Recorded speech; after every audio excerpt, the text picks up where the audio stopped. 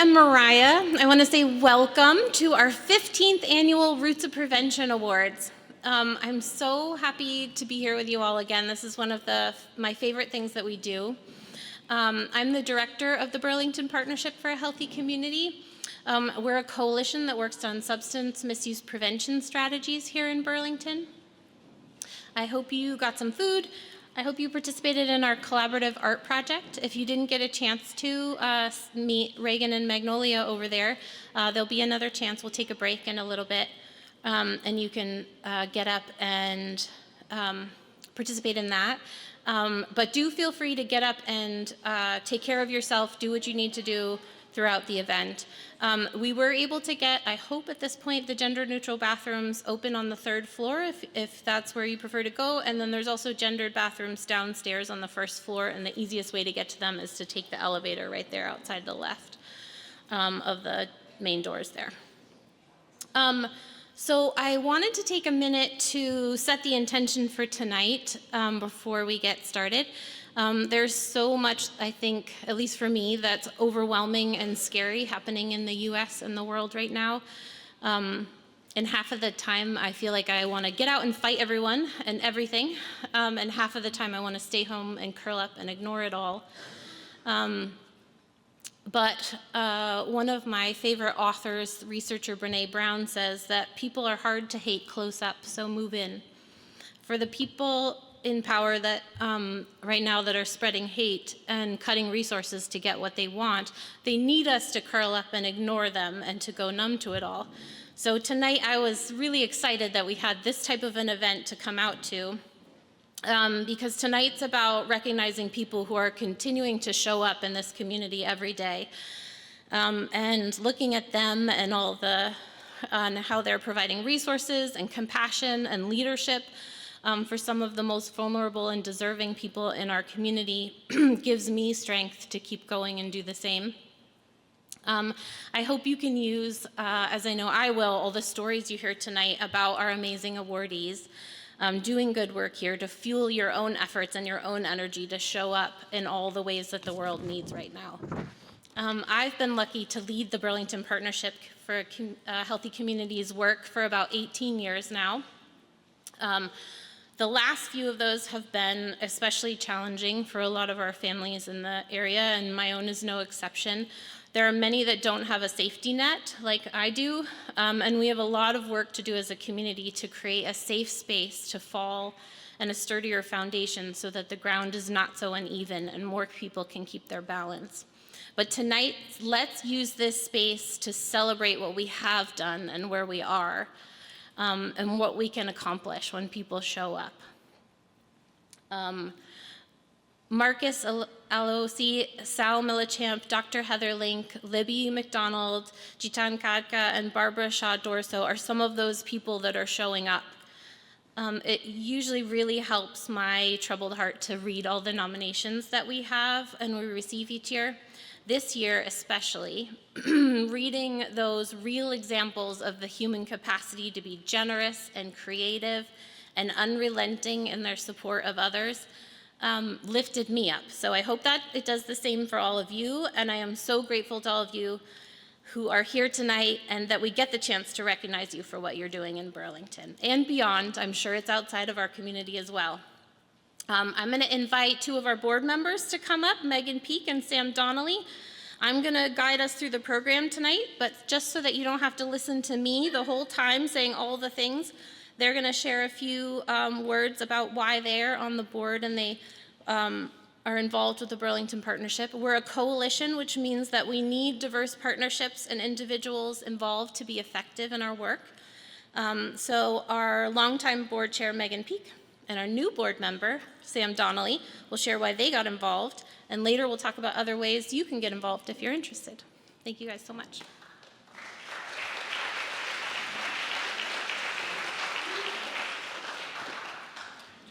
Good evening, everybody. My name is Sam Donnelly. I'm a newer board member with BPHC, and really very honored to do a lot of work, be part of the work that Mariah and everyone at the BPHC is doing, which is in partnership with a lot of our award winners here tonight. I just want to say a couple words about why I feel proud to be a board member for BPHC. And then I'm going to thank a few of our sponsors before I turn it over to Megan. And I've had the distinct privilege of growing up in Burlington. I feel truly, truly lucky for that. And like many of you, and like Mariah just described, I can find it really difficult to find optimism these days. It feels like there's a lot of negative energy all around me. But what gives me hope and what gives me an overwhelming sense of pride is how we show up for each other in Burlington. We support our neighbors, we support our families, we support our friends, and we support our children. And we don't sacrifice our values as we do that work. We believe that we don't need to push people down in order to lift ourselves up. And that's a huge reason why I got involved with BPHC. As an organization, they center people and community in everything that they do. Whether it's helping parents feel more confident about talking to their kids about substance use or supporting students in being leaders in their schools, BPHC is doing the kind of work that actually makes a difference in people's day-to-day lives. And that matters a lot right now. I also really, really appreciate how much this organization cares about making sure that all of our voices are heard right now, especially those who have historically and systematically been left out of conversations in the past. At a time, as Mariah mentioned, when our national leaders are actively excluding those voices and entire communities, it matters that we have local organizations who say, no, that's not how we're going to work, and that's not what our community looks like. So it matters to me, and it matters to this is why I got involved, because we have an organization right here in our backyard that is going to lift people up and elevate voices that aren't always given a platform. Before I thank our sponsors, I just want to, something was said to me on my way in today that I thought mattered to me a whole lot, and that's action absorbs anxiety. And that really spoke to me. I noticed there's a protest outside as I walked in, and hopefully that's not from me. And I just wanted to encourage everybody to take action. And sometimes that looks like showing up to an event like this and supporting the people who have won awards tonight and being recognized for their work. And that's going to make the difference in Burlington, in our community, in our surrounding communities. So supporting our sponsors. Look, supporting prevention comes in many, many forms. For some of our awardees, it's the giving of their time or their expertise or their effort. For others, it's financial support so that we can do the work that we do. A donation of funds can have a profound impact on improving our outcomes in our community. You'll see in the program that you all have a list of generous local businesses and individuals who helped make this event possible. I want to give a special thank you to Sarah Harrington Realty and North Country Federal Credit Union for their support of our work. And I want to give extra thanks to JL Davis Realty, who generously donated temporary office space to our staff at a time when we unexpectedly needed it. Finally, I just want to recognize our visionary sponsor, Blue Cross Blue Shield of Vermont, who is committed to providing funding for each year to support our prevention efforts and help us ensure that we can continue to make this event that we're all here at tonight open with no cost to attend. BPHC's board chair, Megan Peak, who works in community relations and health promotion at Blue Cross Blue Shield of Vermont, is here today, and she supports our work in connection with Blue Cross Blue Shield. And I'd like to turn it over to Megan now, who was at one point my boss when I was an intern at Burlington High School. So Megan.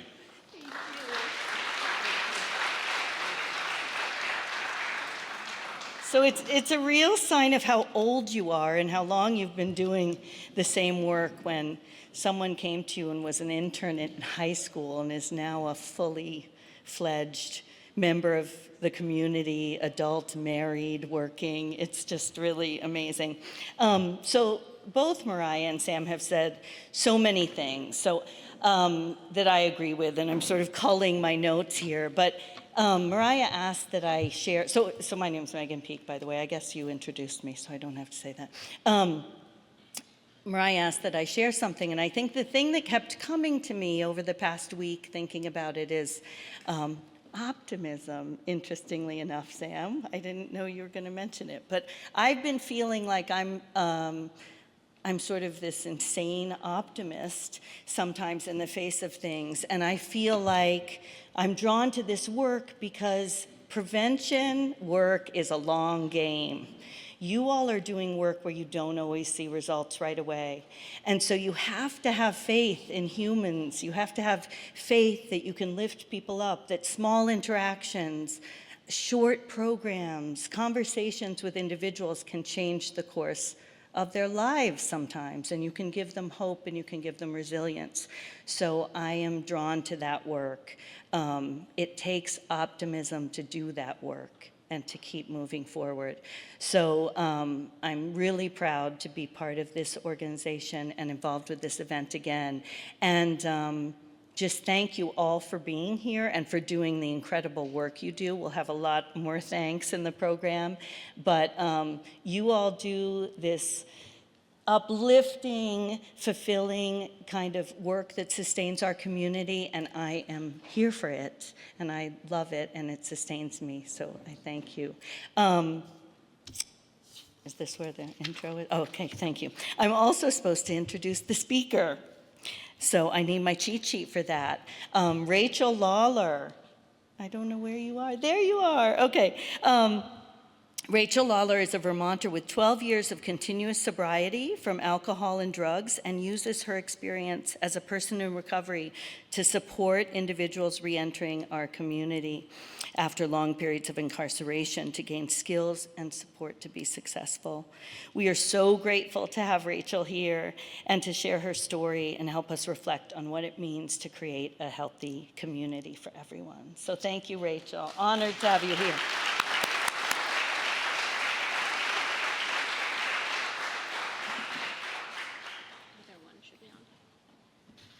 Hi, everyone.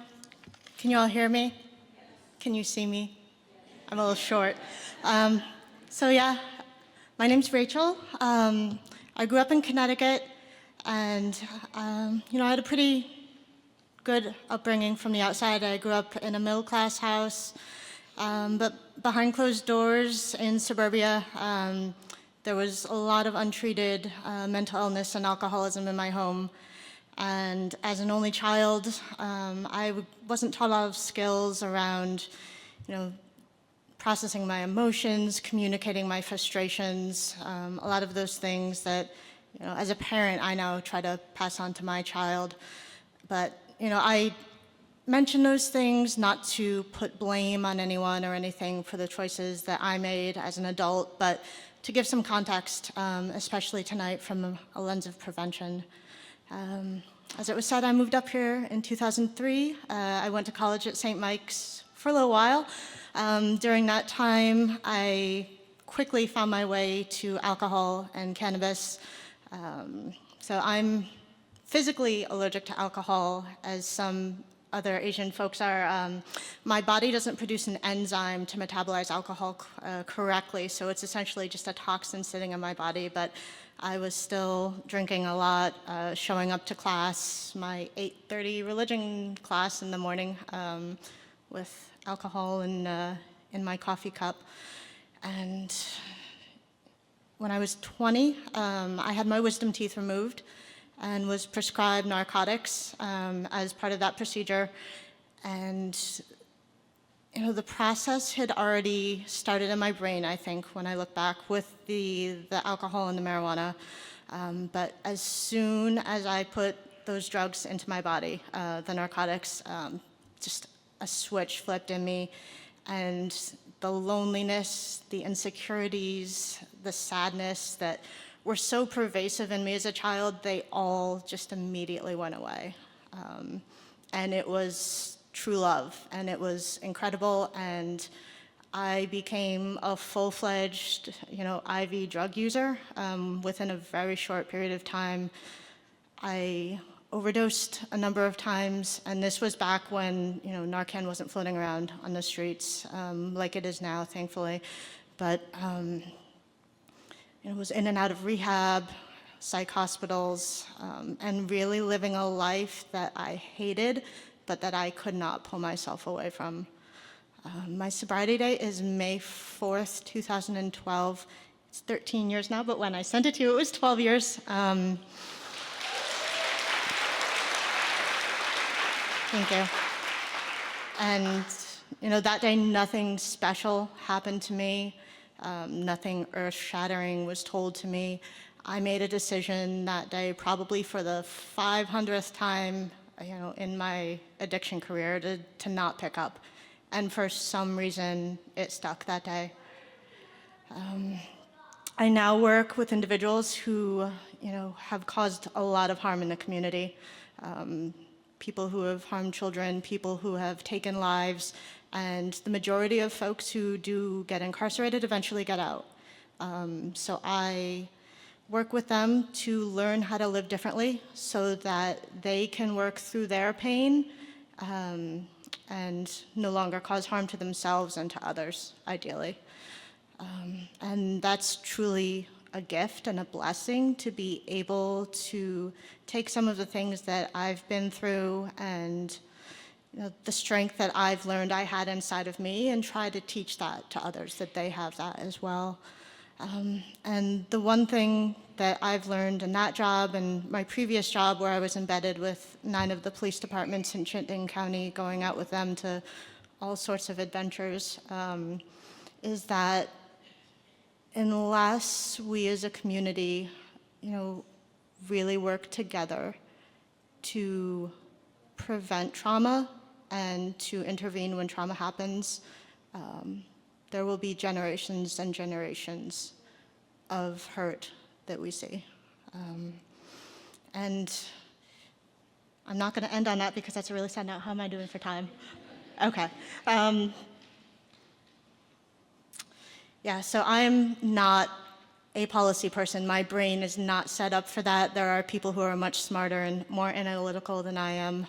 But the lessons that I've learned from the work that I do and from the life that I've lived and live now is that prevention, requires a consistent, constant, high level of coordination with everyone who's at the table.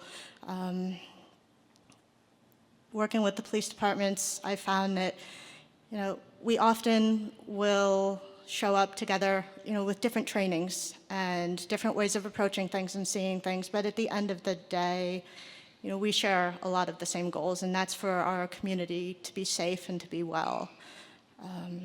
Prevention also starts at home, and it starts at home, and it should continue in our schools. And as a mom of a 10-year-old who, had to navigate, a really tricky situation this year at her school, and I'm so proud of her, and I wish I was half as brave as she is, but, it really reinforced in me that, the lessons that we pass on to our children and that ideally that the schools themselves can reinforce will make a huge difference. And it's not just about saying no to substances, it's about, how we care and how we treat each other that really help us to feel safe. And so when I was getting sober, it was really funny. I used to use and then read books on addiction while I was under the influence. And that was kind of my brain's funny way, I think, of trying to process, like, I want to get well, but I don't know how. And one of the authors that I stumbled on was Gabor Mate, and I really loved a lot of the things that he wrote. And one quote really stuck with me, and he asks, ask not why the addiction, but why the pain. And I love what you said earlier. Our community right now is in a lot of pain. And prevention for me doesn't just look like policies and programs and structural changes, all of which are a really important part, but prevention can look like how we treat each other, how we check in on our friends and our neighbors and our coworkers, and the kindness that we're all capable of showing each other every day. Thank you.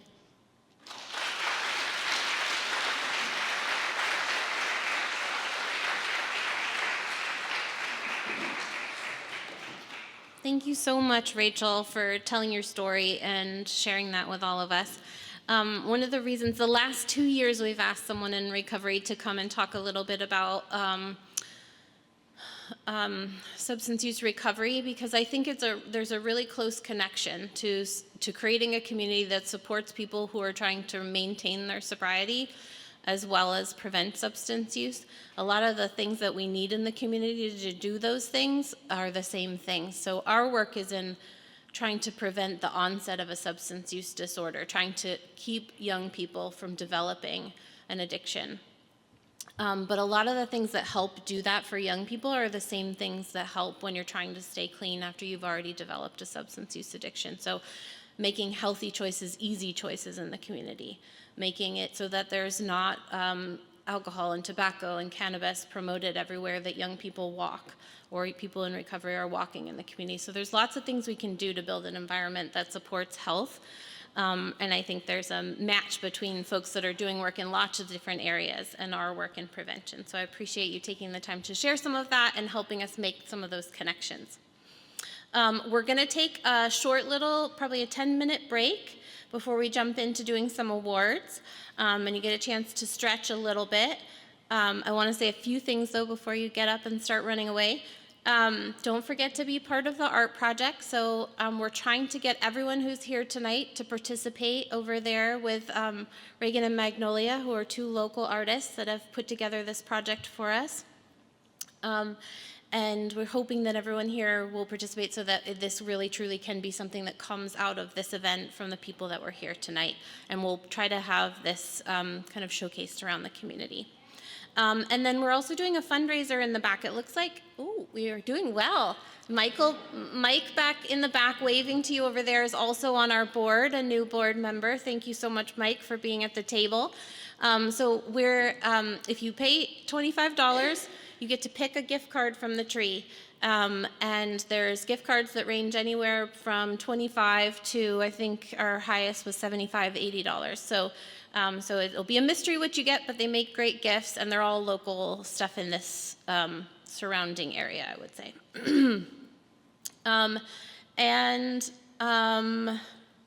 There's coffee and tea, I hope, still in the back. We're having a really hard time with the coffee makers, but I think they're working now. We'll take a 10-minute break. If you are receiving an award today, I would love it if you could come up here during the break. We're going to take a picture with everyone together. So take a break, but not the awardees.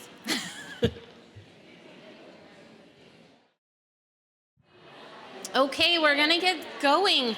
Now is our time to get to talk about the people getting awards tonight. So before the break, we focused a lot on BPHC's work and folks that are connected to that, but now it's time to talk about the folks who are doing the work in Burlington to help support a healthy, thriving community that makes the work of our coalition easier. So every year we receive nominations for people and programs that do work in Burlington. And the running theme is that they're usually doing that work without a lot of recognition, just because it's needed and just because that's who they are. And we know, because part of my work is in data and research and looking at what's working, that one of the most effective ways to prevent substance misuse is to increase or enhance the positive influences and the strengths that the community already has. Those are the people, there are people in programs in Burlington that are doing work that helps create a layer of protection and that increases connection, support, and access to health, and that will reduce substance use issues. And those are Burlington's strengths. So we think of Marcus and Sal and Heather and Libby and Jitan and Barbara, who are all nominated by others in the community because people saw them as examples of Burlington's strengths. Sometimes, like Marcus, they're using their own lived experience to advocate for change and to be a voice for change and helping others to join in with that change. Sometimes, like Sal Millichamp, they're showing up to build community between the people around them and transforming our disconnected culture into a more healthier, supportive one. Or like Jitan, they're creating safe spaces for all people to show up and get help and connection no matter who they are or how they show up. Then there are people like Barbara Shaw Dorso, who do not shy away from challenging situations, but jump in with compassion to de-escalate disputes and create community by addressing conflict. And lastly, we're really lucky, I think, in Burlington. I work a lot with the Burlington High School and partners there, and we're so lucky to have people like Dr. Link and Libby McDonald who are dedicated to creating partnerships in order to make healthcare more accessible, particularly for our next generation. We chose Roots of Prevention for our title years ago because we think that the awardees that we give awards to help plant little prevention seedlings in our community. Each of them we think of as like an individual tree that's supporting all the limbs and the leaves and the people that they're connected to. But for them and for all of us, the more trees there are that are supporting healthy individuals and policies and practices in the community, the gaps between them continue to get smaller. And then we make a forest. And our roots are connected in that forest, and we're stronger than any one individual tree. And it helps to provide an environment in which everyone can flourish. So please join me in a round of applause for the 2025 Roots of Prevention awardees and all they've done to build roots for our community.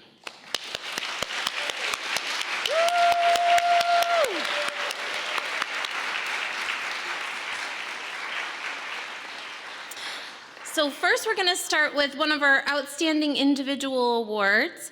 I'm going to invite Bonnie, LOC, and Jill Sudhoff-Guerin to come up and speak about Marcus, LOC, who is a local advocate and field director for Flavors Hook Kids Vermont.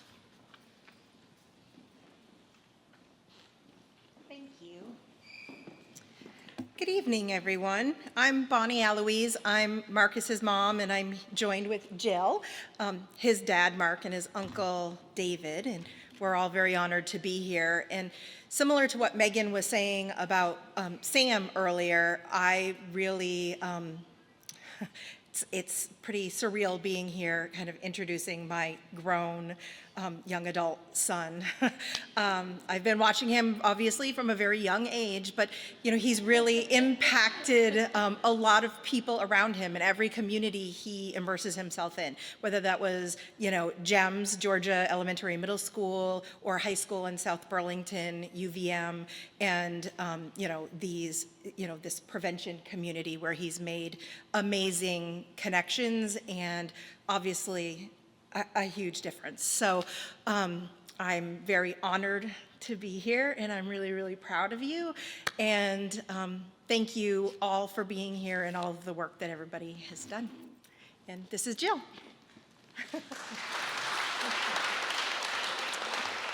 Hi.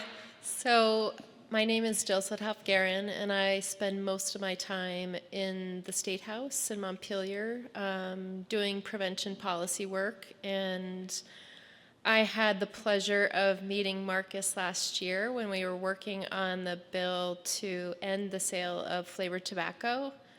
And he came in like a force, and everybody was like, whoa, and then proceeded to text me and say, how's it going? I'm with you. What can I do now? Just over and over again, let's go. And his positivity when people in the State House were being very negative was lifting me up. And I'm a jaded 52-year-old, you know? I was like, okay, I think I like this kid. So this year we were looking at trying to build a field team when we need to build this campaign back up. We were able to pass the bill through the legislature with a lot of help from Marcus, and then the governor ended up vetoing it. So we're in the rebuild phase, and we're trying to build slowly through the community. And so we were looking at who we could hire, and kind of Marcus just came to me a couple times, and I was like, well, he did just graduate. This might, you know, it might be a little early, but it was a slam dunk with my boss on this issue. No problem. He was like, I want him. And so I also hired Marcus to work with me in the State House because I have my own PR firm, and just come for one day. And often young people come in and they take notes, and no one really knows who they are. So, and I was like, I just want you to come in, take notes, go to some committees, learn some things, see how things are done. And people kept on coming up to me being like, oh, I love your employee. He's great. I'm like, how do you know him? Well, he introduced himself to me. And then you go into the cafeteria and the chef is like, you know, you have made the best hire. We all love him. And it has proceeded all around the building. So the reason that I want Marcus there is because he treats everyone the same, and he lifts everyone up. And he's a door opener, and not just for this work, but for everyone he comes in contact with. So very deserving of this award. Come on up, Marcus, and get your award.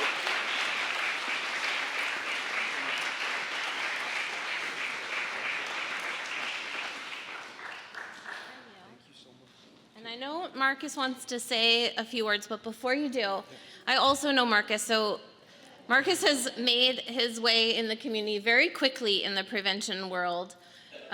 He came to, actually as a student at UVM, to do a project with us for the Burlington Partnership, along with a bunch of other students. And I just have to say that, like, he came, again, same thing, full force, all his energy and passion into what we were asking him to do, which he and a bunch of other students helped us create a campaign for Burlington High School, looking at helping students get access to health information, particularly focusing around some of the vaping challenges that we're having.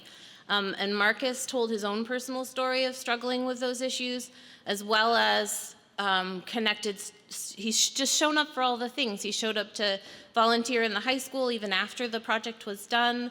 He showed up to help us at many projects and things that we were doing in the community. So I'm just so thankful that you bring all this, that you've come to this field because we need people like you who are passionate and excited about creating change. And I'm excited to see what the future brings for you in this field. Thank you.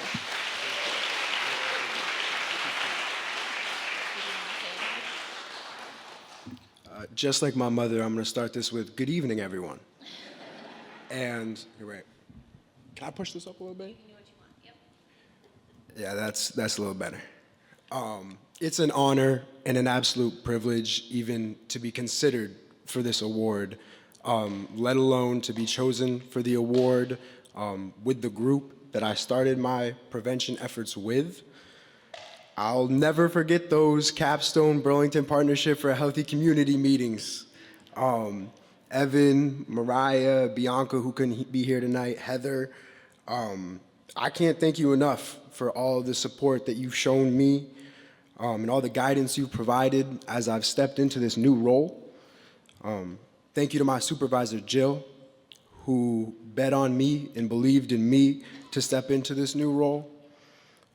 Without all of you, I would have never been able to have a chance to empower youth and use my voice to create a better change in the world. So thank you all for that. And this is the part that I'm really going to struggle with. I really want to thank my family and friends. To all my friends who can't be in attendance tonight, thank you for never giving up on me and always pushing me to be the best version of myself. I'll remember each and every one of those moments. And to my mother, who I'm very lucky to have in attendance, thank you for showing me how much work goes into achieving and succeeding in this crazy, crazy world. Watching you bet on yourself over and over again, only to come out victorious, is nothing short of incredible.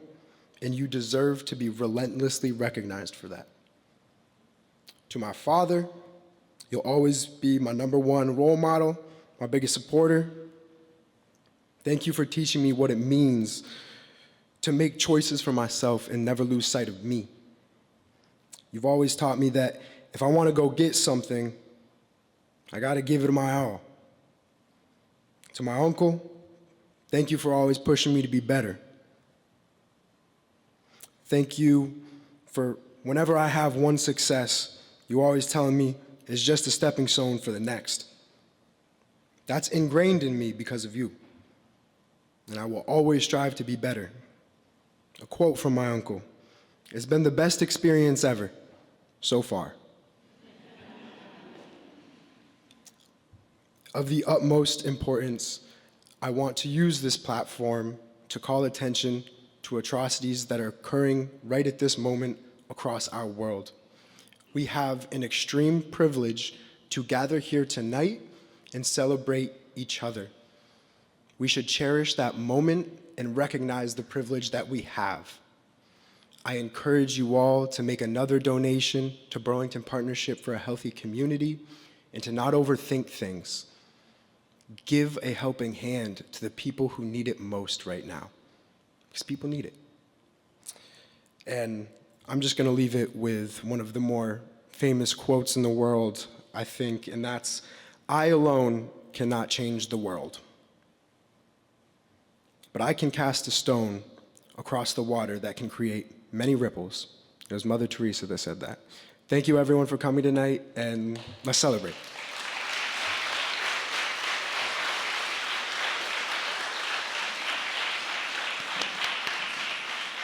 Thank you, Marcus.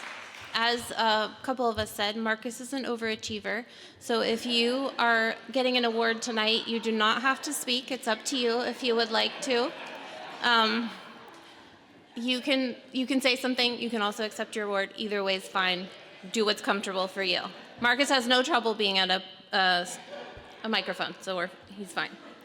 And also, I didn't ask him to do a push for donations, but that's great. Thank you. I would love to invite 2 speakers up who are going to come and talk to us for the next Outstanding Individual Award for Sal Millichamp. I believe Sandra is here, and is also Tiffany here? Yeah, come on up.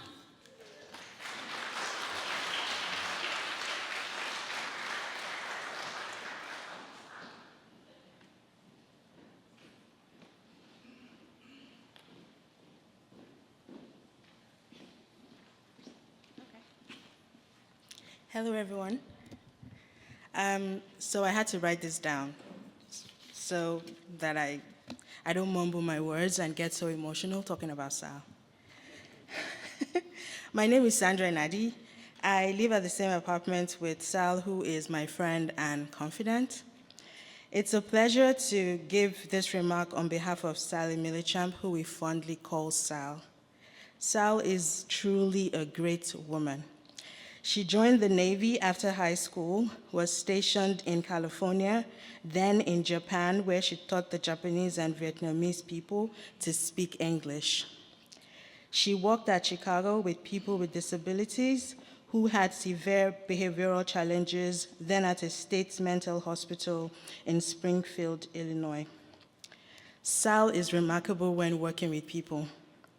Her passion and dedication reflects in the care and kindness she shows to people around her. Sal worked at a nonprofit organization where she assisted women who were previously engaged in prostitution. She helped them to get off the streets.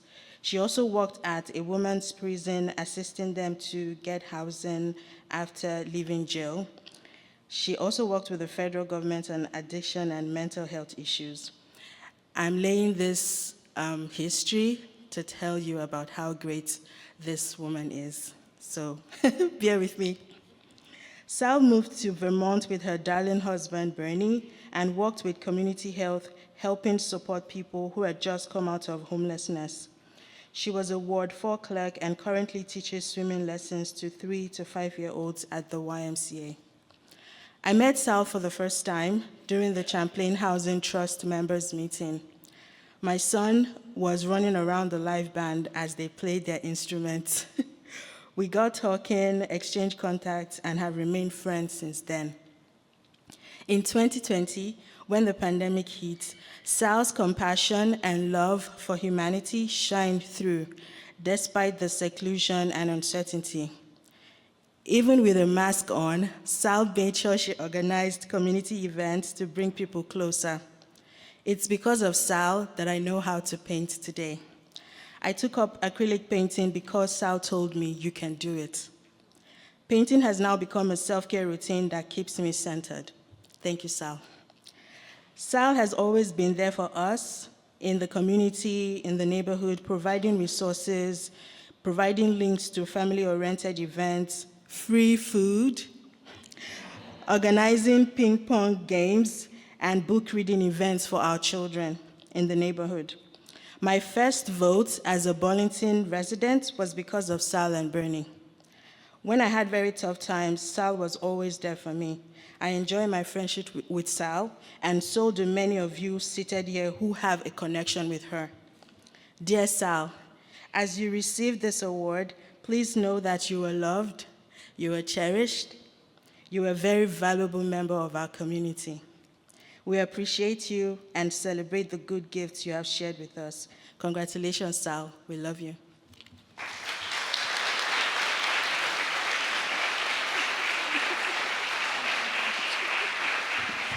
This is why I had Sandra go first. I'm Tiffany, and I'm one of Sal's neighbors, and we met in 2019. And I'm sorry, I'm a little nervous right now. Anyway, so Sal and I met. I wanted her apartment, and when I tried to get in her door, she said that she was living there. And I was like, darn, okay, she's got the lake view. I don't have the lake view. Sal and I connected. I have 2 little boys, and I knocked on her door, and I had asked her for, I don't know if it was batteries or something for my children. So anyway, so my nickname throughout the last 5 years has become Kramer. Has anyone ever seen Seinfeld? So from borrowing condiments and helping with my kids, I just got to say that Sal has been a very strong, almost like a mother figure to me. I'm a very proud single mom, and through the pandemic, I had completed a very difficult, challenging dental program. And without Sal helping me with backup when my kids were sick or rides, helping me study for my board exams, I don't think I would have ever made it through. Sal has shown me to find kindness when we're in a world with ugliness right now. She's always had that positive mindset and has always shown my kids and I that anything is possible when it didn't seem possible. Thank you for being my pandemic buddy. And thank you for ever feeding me nightly dinners when I needed it. But I just have to say that Sal has been a remarkable neighbor with helping me through this challenging time. I'm sorry, I'm a little emotional, but thank you, Sal. There's no one else that deserves this reward except for you. So thank you for being a good neighbor. Thank you. Sal Millichamp, will you come up and get your award?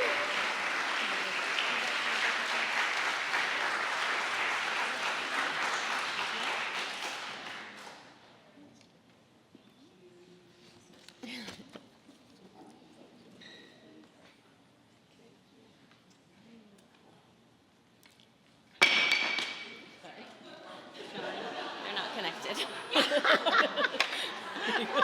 What? Fine, it's very sturdy. You're good. Did you want to say something? Sure. You're welcome. Close. Thank you, everybody.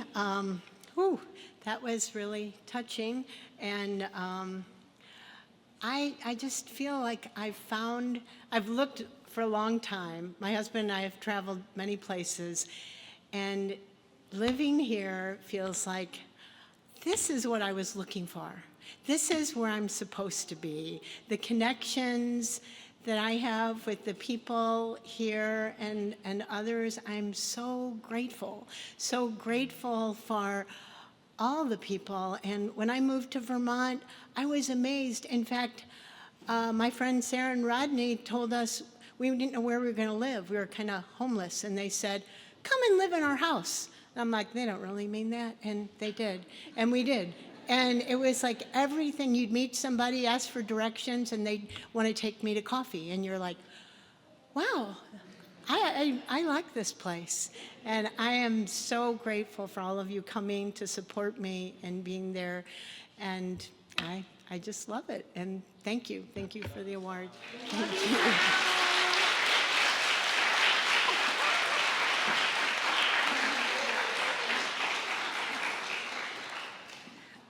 Oh, that's lovely. Thank you so much. So now we're going to give out our Youth and Families Award. And I'd love to invite Dr. Karen Fondacaro and Samuel Dingba to come up and speak about Jitan Karka.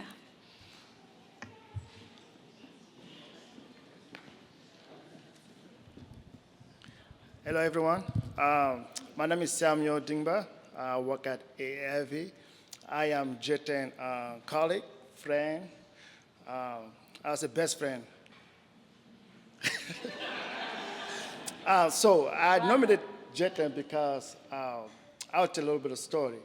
But he is somebody that has so much love to give to people.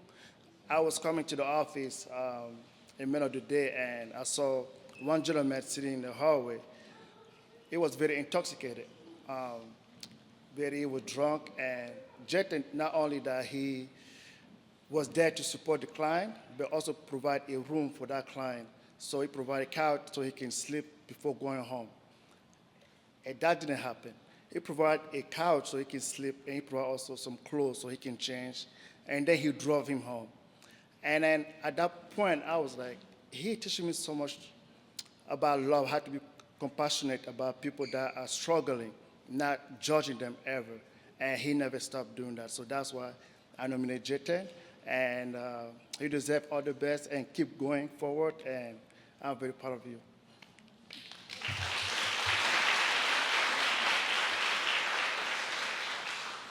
Well, Jitan keeps going forward.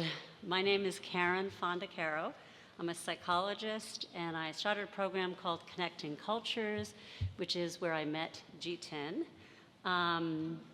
And the Connecting Cultures program serves mental health services for refugees, immigrants, and asylum seekers.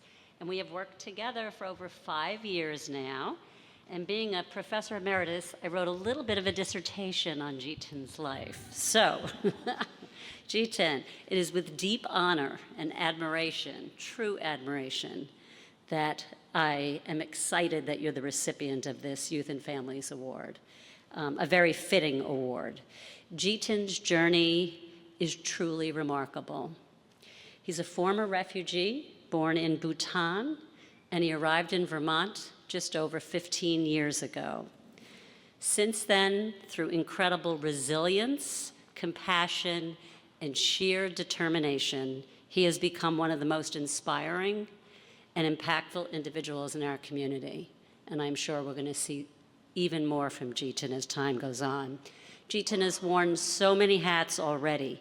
He has served as a Spectrum Young Adult Navigator, a World Peace Youth Ambassador, a successful owner of a Nepali Indian restaurant, and he's a chef. He's a former commissioner of Burlington Parks and Recreation and was co-chair at Rights and Democracy Vermont. Each of these roles reflects his passion for community, service, and cultural connection. He is also a devoted husband and father of 2 beautiful boys that you can see right there, being incredible tonight. Today, in his role as case manager and employment specialist at ALV, Jitan continues to walk along some of the most vulnerable members of our community, new Americans from around the world, new Vermonters. He helps them access employment, resources, and healing in everything that he does. His care is culturally responsive and rooted in deep empathy. And I know empathy doesn't always get a good name these days, but empathy is an extremely important thing in our world today. And I can feel the empathy in this room. It's just a great group to be celebrating such important folks. Whether working with individuals, families, or entire communities, he brings calm. He doesn't always feel calm, but I know he brings calm, care, and a fierce commitment to dignity and social justice. The cases he handles are often complex and very challenging, yet he meets each one with humility, skill, and devotion.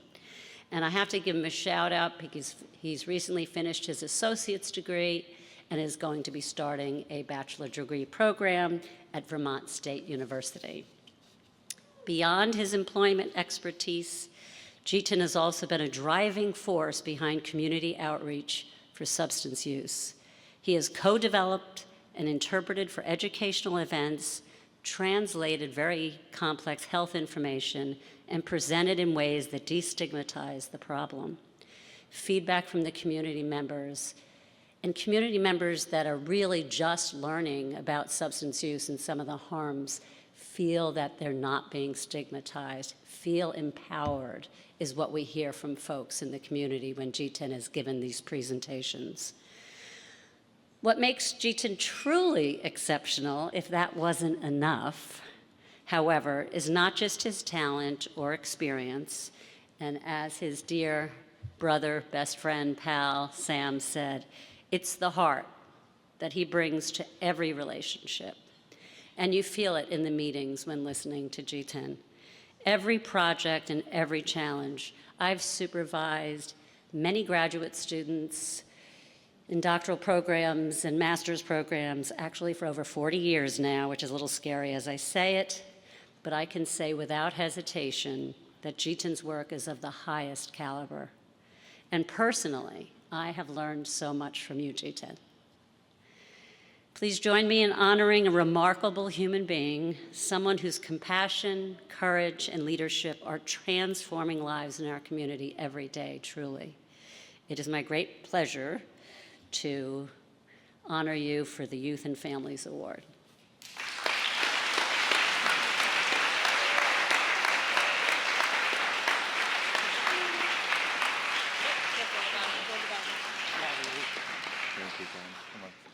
Samuel.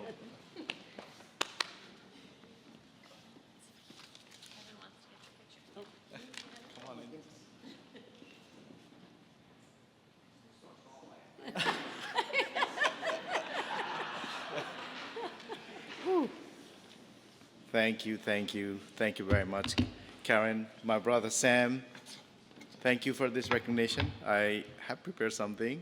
I get nervous sometimes, but not all the time. Thank you very much for this great honor.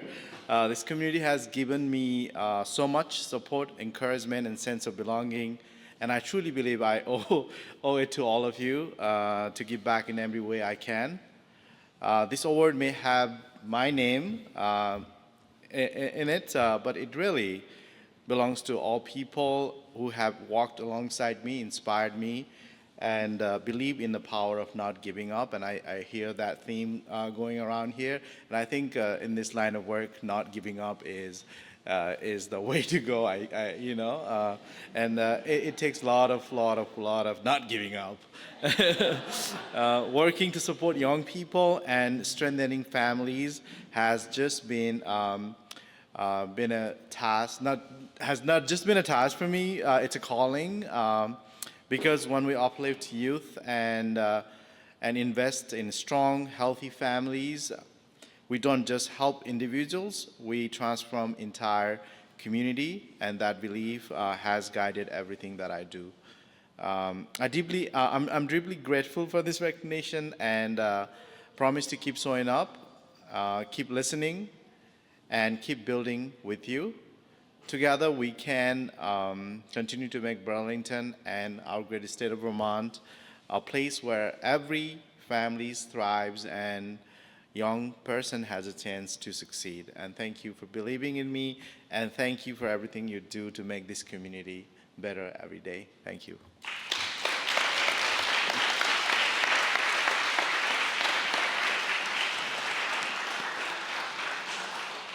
Thank you all so much. So now we're going to give out our Outstanding Program Award. And even though this, the nomination was made about the work on a program, it is for an individual who really owns and makes that program what it is. So I'm going to invite Rachel Jolly to come up and speak about Barbara Shaw Dorso.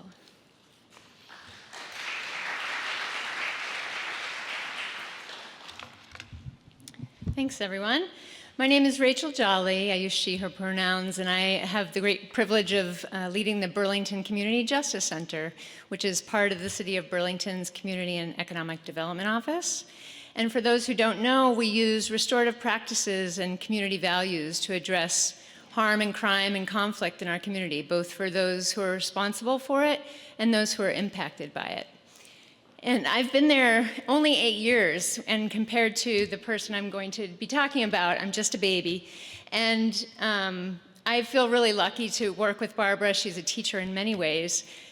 She actually first came to the Burlington CJC, the Community Justice Center, which I'll call the CJC, in 2009, starting as an AmeriCorps Vista, so a volunteer who was our first victim liaison. At the time, even though restorative practices is all about working with both the people responsible for and the people harmed by, so the victims, we didn't really have a position specifically dedicated towards victims. So Barbara took that AmeriCorps volunteer position and really created a new position. And so after her 2 years serving as a Vista, she made the case, a strong case based on her performance and based on the case of this is what restorative justice deserves and this is what victims deserve, to the center and the city really to create a full-time position, or part-time, but that became full-time, into a victim services liaison, to always be there on behalf of, and sometimes instead of, if a victim, when a crime or conflict happens, a referral comes our way, for certain programs, we're going to be reaching out to the victims of that crime and explaining what restorative justice is, explaining our process, and offering them many choices, because choice is not something they had when they became a victim. And so choice is a really important part of every stage of restorative processes. And Barbara is a master of choice theory and really understands a lot about what choice means and what it means to be offered. So the victim is offered a opportunity to either be present in the room as that case is discussed with the person responsible, to maybe write a statement about what this crime had meant to them and how it impacted their lives, or to just use Barbara as their own talking piece, their liaison who is going to represent their needs and their wishes moving forward. So she really created that position and really a field at the CJC that we've built on, and now since that time, there's 2 full-time victim services. At a time, Barbara led a victim services division, but she also went back to school during her tenure at the CJC to get a master's in conflict mediation. Mediation is something slightly different than restorative practices, but it is still about using conflict for connection, normalizing conflict so that people don't just see it as something bad and to avoid, and that we should do everything we can to just either deny it or pretend it's not there, or to aggressively move through it, but to see it as an opportunity for new connection and new realizations, new understandings about oneself as well as the other person who might have harmed them.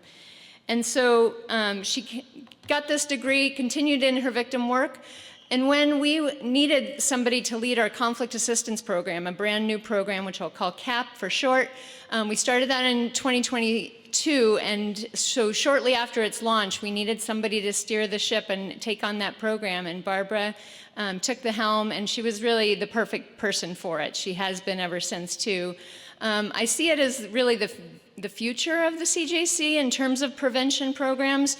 We are doing pretty well downstream after the problems have occurred and after harm has happened and looking for repair and healing, but we really need to invest more in preventing crime and harm and conflict. Harm and conflict are going to be natural parts of the human experience, but the more we can do to lessen the impact or to bring people together sooner for open dialogue or understanding, the less the harm. And Barbara would describe herself, I think, as an eternal peacemaker.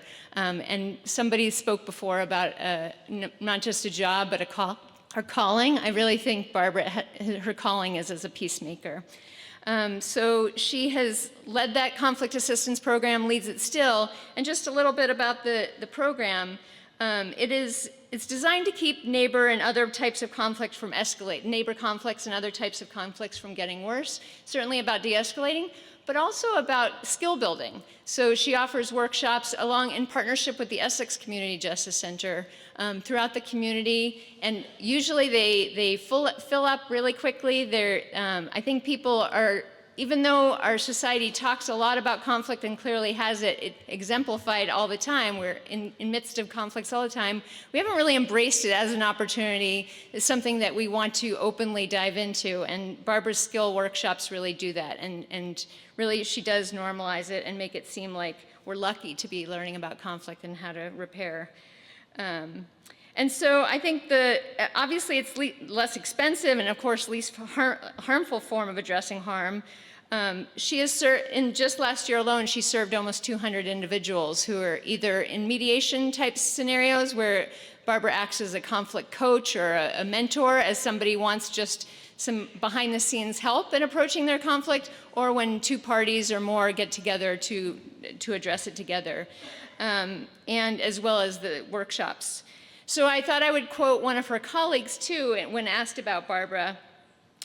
She's much beloved at the CJC, having been there for so long. She's kind of a quiet leader for us all. And this staff member said, "Barbara's always trying to find the good in everyone and everything, no matter how crappy the situation.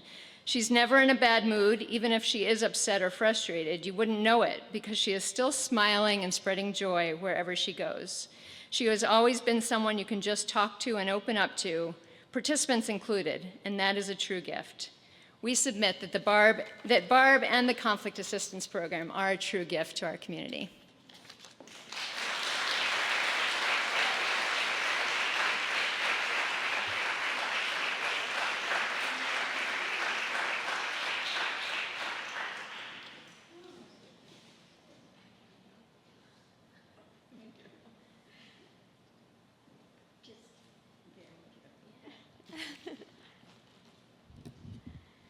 My thanks to Rachel for that wonderful talk about the CAP program that I do feel so passionate about. I truly, truly am privileged to do this work. And when someone thanks me and I say, "It's my privilege," I really mean it. Thank you all for providing a space at the Community Justice Center for this good work to go on. Thank you again.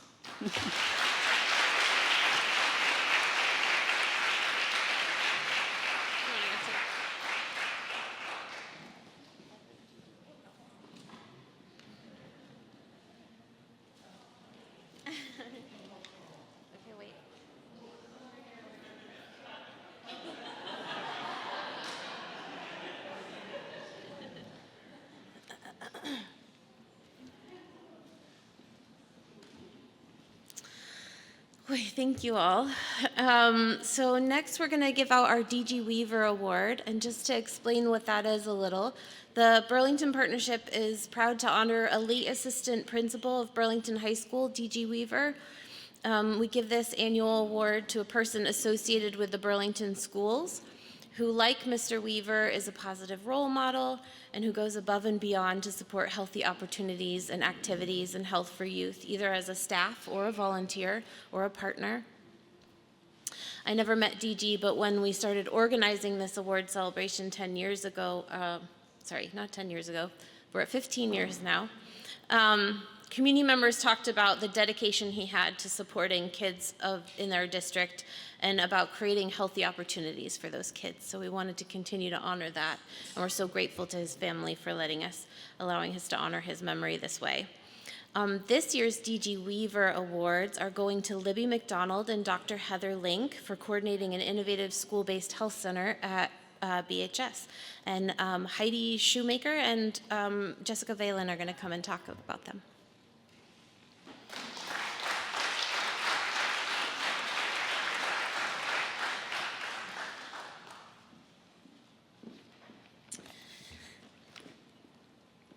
Hi, everyone.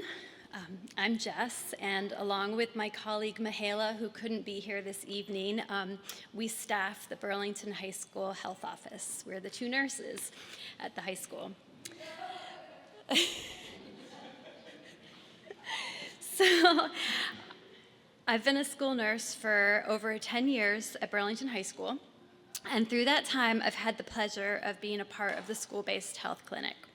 I'm here because we nominated our incredible school-based health clinic team for this award, Libby and Heather, and gratitude is the key to happiness, they say. And so I think this little speech might do me as much good as it makes Libby and Heather feel the love. So thank you for the opportunity to speak about them.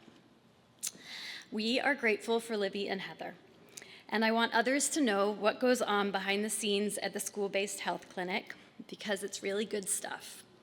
Though granted, it is sometimes smelly, oozy, infection-y stuff, but even those visits have a bright side because we are ultimately helping students, patients.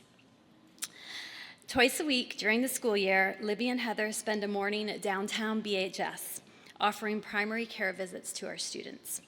There, in a little room that used to hold junior formal dresses, they provide medical care, evaluations, diagnoses, and treatments for our students. This results in a continuity in providers, access to health care with limited missed school time, and supports our population of young adults as they begin to develop independence in navigating the healthcare system. No matter whether acute or chronic, IRL or psychosomatic, Libby and Heather join the nurses in a never-boring world of deciphering adolescent symptoms into actionable problems that we have a hope of solving. It is down to Libby and Heather that students at BHS know that they have familiar, friendly, and capable primary care providers to access on Wednesdays and Fridays in the convenience of the high school. And they come in droves and always ask, because they always forget, when they're coming next. Both Libby and Heather are incredible clinicians. They are clever, they're thoughtful, they're experienced, and they truly take a holistic approach to healing. They have that special something that makes great medical providers seem like they have a gift. They make it look easy, and they make the students feel safe. Libby and Heather are especially deserving of our gratitude for their vibe. They give their total attention to the students, and they do it with warmth and compassion. They have a sense of humor, they take things in stride, they bring a sense of camaraderie to our office and make us feel like a tiny little team of carers who make a difference. And it's important to foster that feeling of togetherness when a whole lot of our work is seeing teenagers when they are sick and when they are sad. Sadness and sickness is our gig, that's the truth. And Libby and Heather have chosen professions where they are tasked with relentless medical decision-making, and they do it with grace. We all have our own unique decisions and choices to make in this world. Libby and Heather are top-tier medical providers and top-tier human beings who make the choice every day to care for the sick and the sad, and that is a brave and noble way to live a life. I'm not saying that they're perfect. I did get a shirt full of gross earwax irrigation fluid while assisting one of them a couple of weeks ago, but they are about as close as it gets. Mihaela and I hope for many more years of working with this tiny team, supporting the teenagers and young adults of Burlington, and I thank you both, Libby and Heather, on behalf of the students and the staff at Burlington High School for your service and for your care of our students.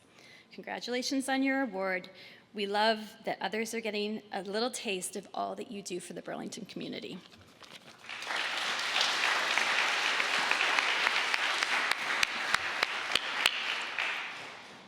Good evening, everyone. My name is Heidi Schumacher. I have the great privilege to work with Dr. Link and Libby, a nurse practitioner, in the pediatrics department. I'm a fellow pediatrician up at UVM. And I can just say, as a fellow lover of school health, these two are just the best and the brightest of our department, of our community. They just shine through their brilliance, their passion in all of their work. And in the world of school health, we often say healthy bodies and minds are the foundations of academic success. And we also know from a prevention standpoint, academic success is one of the leading predictors of long-term health and well-being. And so Heather and Libby's work in a school-based health center which meets young people where they are, right? For our most vulnerable young people, accessing healthcare is not easy. Accessing culturally competent healthcare is especially not easy, and accessing care in a space where you feel safe, supported with consistent expert medical care, comprehensive medical care, in a place where you spend every day allows those young people to get the healthcare that they need, but also to stay in school, to increase their attendance, to be less likely to have a behavioral challenge in school, and to allow their caregivers to also stay at work because they're able to get their care in the school building with medical experts who are trusted and able to be part of that care team longitudinally. Heather and Libby also are leading work on a national scale too, and sharing stories, best practice from our work right here in Burlington to really inform school-based health center work across the country. So again, it is just a great honor and privilege, again, the best and the brightest of our department, and thank you so much for all the work that you do, Heather and Libby.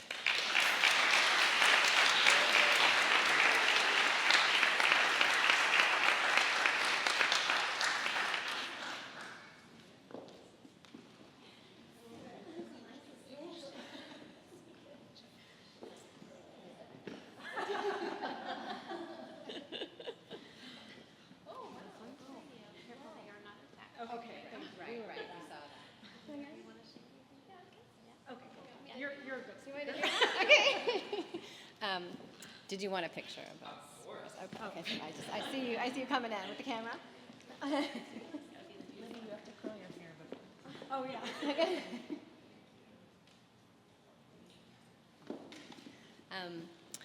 Okay, so I'm Heather. I haven't been called Dr. Link so many times in one night ever. Nobody calls me Dr. Link. It's really fun. I just want to say thank you to Jess and Mihaela who nominated us, because this doesn't happen without them, and school nurses are in the trenches every single day. They work extraordinarily hard. They know these kids from top to bottom. They know their families, their siblings, where they live, and what's happening in their lives, and they are extraordinary individuals. And we come in and we do what we do, but we can't do it without them. And so I'm just really grateful for you guys. Thank you. We're also over in Winooski. So, we got two health centers going. And Heidi's exceptional. She is a national leader talking about school absenteeism right now. I don't know if you realize, but she's like the real deal talking about this stuff. And it is so vitally important for kids to be in school, and so we're just really happy to be a part of that.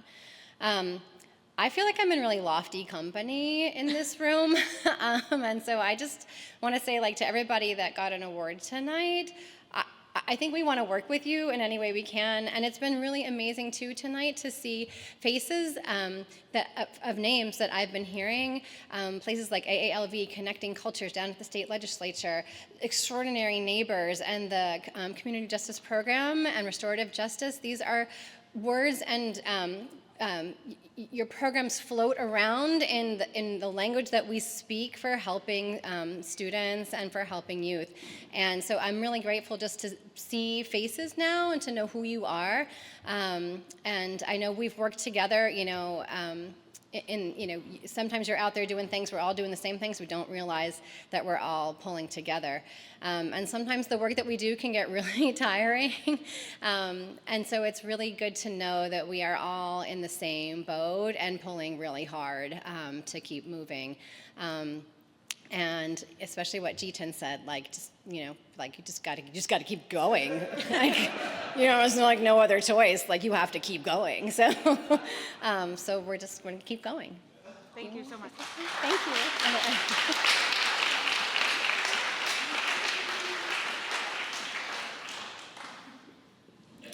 Thank you all so much. It was just really great to hear about all the good work happening in our community. We have a really small program this year, and so we didn't get a chance to put as much as we usually do about each of the awardees, but there is a link in the program to more information about them on our website. So we tried to put as much of the nomination as we could on our website if you want to read more about what's happening and why each individual person was nominated or program. Also, I appreciate you bearing with us that tonight went a little bit longer than we intended. When we talked to our nominating committee this year, I told them they had to keep the total of awards to 5. It gets too long. And I said, if you can get it down to 3, even better. And they gave me 6. They gave us 6. So it's just too hard. There's too many great people doing really great work. And I'm sure that there's more folks in this room who deserve recognition. So I hope if you liked this type of thing, you could nominate someone next year who's doing some good work to get an award. Okay, so I'm feeling a little more ready for what's outside this room when we leave. I hope you are too. I want to again reiterate how grateful we are to our sponsors and helping us to host this so that anyone can attend free of charge. There's a lot of local businesses who are doing great work as well, and you can also nominate a business. So just thinking about different folks to nominate for awards. I also want to thank just a few folks who helped put this together. CCTV is taping today. So if you, another great community resource.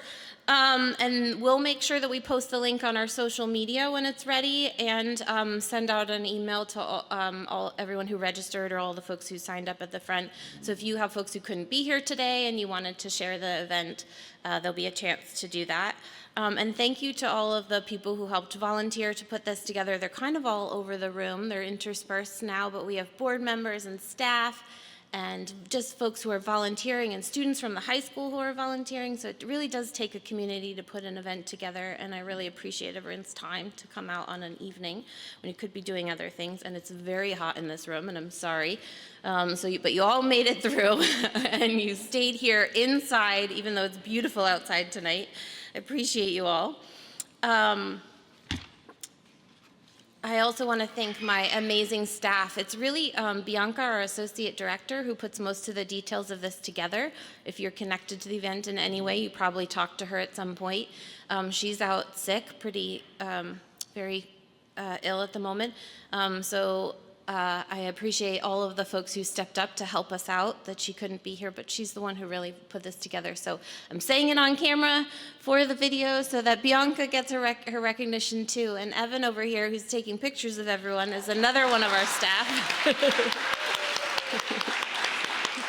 who helps put everything together and really helped me this last week as we tried to pull together all the details that Bianca usually takes care of. So thank you to Evan too. I'm almost at the end. If you're here tonight and you recognized it felt good to shine a spotlight on people who you appreciate for supporting the community, nominate them, come back again next year. There are a lot of unsung heroes in Burlington. I'm sure you all know some of them. I started with Brene Brown, so I'm going to end with her too. In her book, The Power of Vulnerability, Brene writes, "Connection is why we're here. It's what gives purpose and meaning to our lives." So I hope you'll feel free to stay and socialize a little bit if you'd like after the program. Keep making connections. Start having conversations that lead to more positive changes for our community. Substance use is impacting everyone in this community in some way. And our organization, Burlington Partnership for a Healthy Community, we're hoping that more community members and partners will put energy and resources into public health and prevention. I think a couple other folks said that as well tonight, so we've said it on camera as well. Substance use prevention is not the crisis. There's a lot of crisis happening in our community right now. That's not prevention. Prevention's the steady, long-term investment in policies and practices and education and community assets, like everyone here today, that prevent the constant need for a crisis response. So please keep planting roots for prevention right now so that the children in our community can flourish in the forest that you create. So after I stop talking in a second, I want you all to take one more minute to talk to the people at your table and find out who has the closest birthday, and that person can have the flowers in the middle of the table. Happy birthday, and thank you for coming.